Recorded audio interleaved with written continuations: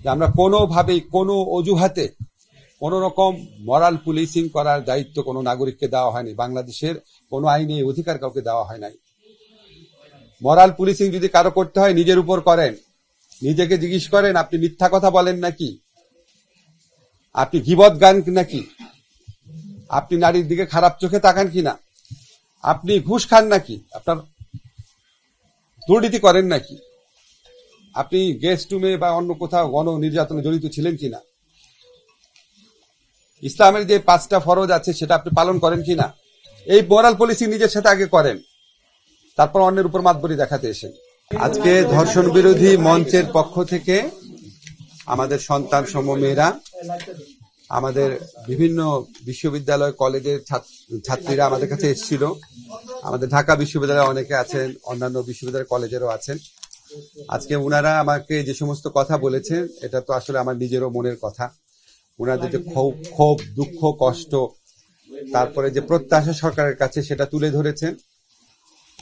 এবং আমি তো অবশ্যই মনে করি প্রতিটা দাবি অত্যন্ত যৌক্তিক, এবং ওর মধ্যে কিছু দাবি ছিল। একটা ওনারা বলেছেন যে মাগুরায় যে ঘটনাটা ঘটেছে, জঘন্য ঘটনা ঘটেছে, সেটা যেন সর্বোচ্চ দ্রুততার সাথে বিচার নিশ্চিত করা হয়।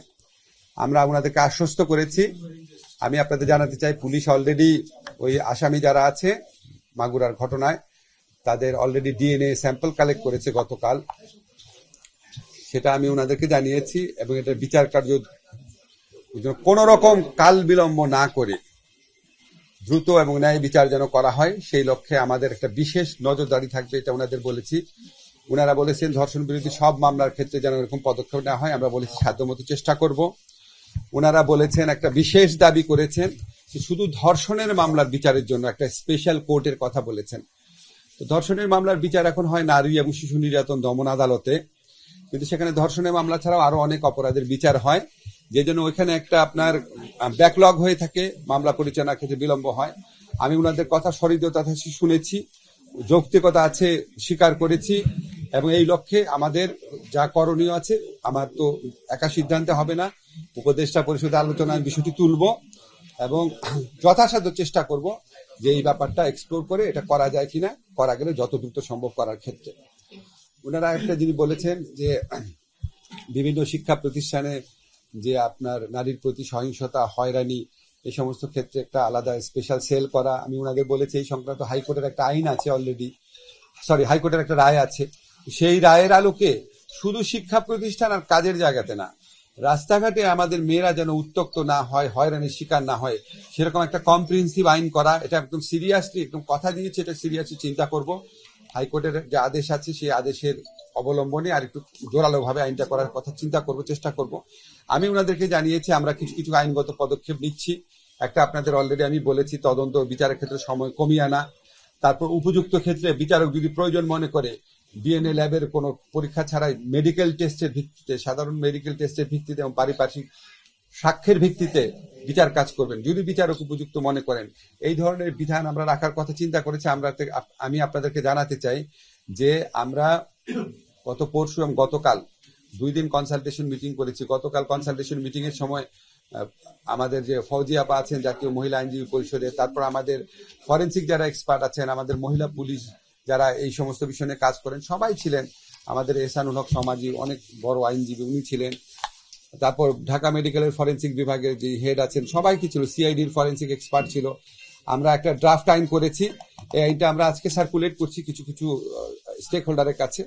যত দ্রুত সম্ভব আমরা এই আইনটা কঠোরভাবে প্রণয়নের, মানে আইনটা কঠোর করার চেষ্টা করব, যাতে ধর্ষণের মামলার বিচার শুধু দ্রুত না, এবং বিচারটা যেন নিশ্চিত হয় এবং যথাযথ যেন বিচার হয়, এগুলো আমরা ওনাদেরকে বলেছি। এবং আমার মনে হয় যে একটা কথা আমি নিজের থেকে আপনাদের বলার প্রয়োজন অনুভব করছি, যে আমাদের গণ অভ্যুত্থানে আজকে যে আমাদের ছাত্র জনতার যে বিজয় হয়েছে, যে ঐতিহাসিক আন্দোলনের মধ্যে দিয়ে আমরা শেখ হাসিনা সরকারকে বিতাড়িত করতে সক্ষম হয়েছি, ফ্যাসিস্ট সরকারকে। আমি বিশ্বাস করি এটার মূল কৃতিত্ব আমাদের মেয়েদের, এটার মূল কৃতিত্ব মেয়েদের। কেন আমি আপনাদের ব্যাখ্যা করে বলি। এর আগে শেখ হাসিনা বিরোধী অনেক আন্দোলন হয়েছে বাংলাদেশে, সেই আন্দোলনে মেয়েরা নামে নাই, সেই আন্দোলন সফল হয় নাই। কিন্তু এই আন্দোলনটা সূচনা করেছিল, আমি নিজের চোখেই দেখেছি যে তুমি কে আমি কে, রাজাকার রাজাকার, কে বলেছে স্বৈরাচার, তো তোমরা কিছু করেছিলে প্রথম। এবং যখন একটা মেয়ে যখন নেমে আসে তখন তার বাবা মা নেমে আসে। একটা ছেলে নামলে তার বাবা মা নামে না, একটা মেয়ে নামলে তার বাবা মা নেমে আসে। এবং আজকে এই মেয়েদের অর্জিত বিজয়ের পরবর্তী দেশে আজকে আমাদের মেয়েদেরকে যেভাবে আক্রমণ করা হচ্ছে বিভিন্ন গোষ্ঠীর থেকে, এবং যেভাবে ধর্মের অপব্যাখ্যা দিয়েও তাদের উপর আক্রমণ করা হচ্ছে, আমরা এটার বিরুদ্ধে জিরো টলারেন্স নীতি গ্রহণ করেছি। এর আগে আপনারা দেখেছেন আমাদের সরকারের পক্ষ থেকে বলা হয়েছে যে আমরা কোনোভাবেই কোনো অজুহাতে কোন রকম মরাল পুলিশিং করার দায়িত্ব কোনো নাগরিককে দেওয়া হয়নি। বাংলাদেশের কোনো আইনে এই অধিকার কাউকে দেওয়া হয় নাই।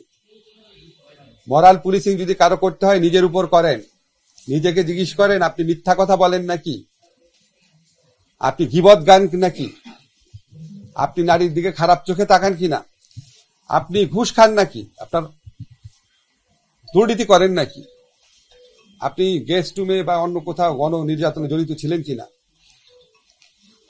ইসলামের যে 5টা ফরজ আছে সেটা আপনি পালন করেন কিনা, এই মোরাল পলিসি নিজের সাথে আগে করেন, তারপর অন্যের উপর মাতবরি দেখাতে এসেন।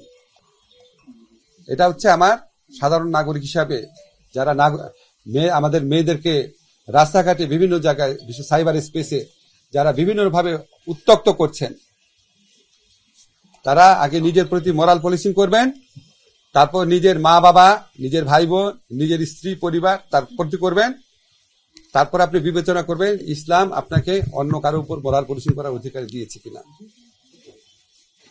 প্রথমে নিজেরটা করবেন। আমি যতটুকু ধর্ম বুঝি সবচেয়ে আগে নিজেকে পরিশুদ্ধ করতে হবে। নিজে কতটুকু পরিশুদ্ধ হয়েছেন সেটা চিন্তা করেন। আমাদের মেয়েদেরকে বিভিন্ন অজুহাতে যারা উত্ত্যক্ত করবেন অবশ্যই তাদেরকে আমরা দমন করব। দেরি হতে পারে, মাঝে মাঝে ভুল হতে পারে, কিন্তু আমরা এই লক্ষ্য থেকে বিন্দু মাত্র বিচ্যুত হব না। মানুষের ক্ষোভ থেকে, কষ্ট থেকে অনেক রকম দাবি জানাবে। ওনাদের দাবি জানানোর কারণটা কি? ওনারা চায় সরকার যেন সর্বোচ্চ গুরুত্ব দিয়ে জিনিসটা মনিটর করে। আসল চাও তো এটা। এখন ধরুন ওনারা যদি দেখে 1 মাসের জায়গায় 40 দিনে বিচার হয়েছে, এটার জন্য কি ওনারা ক্ষুব্ধ হবেন না? কিন্তু ওনারা যদি দেখেন আমাদের গাফলতি হচ্ছে, 1 মাসের জায়গায় 1 বছর হচ্ছে, তখন ওনারা ক্ষুব্ধ হবেন। তা আমরা তো মেসেজটা পেয়েছি যে আমরা কোন রকম অযথা কালক্ষেপণ বিন্দু মাত্র যেন না হয়, সেটা আমরা একদম কথা দিচ্ছি এখানে।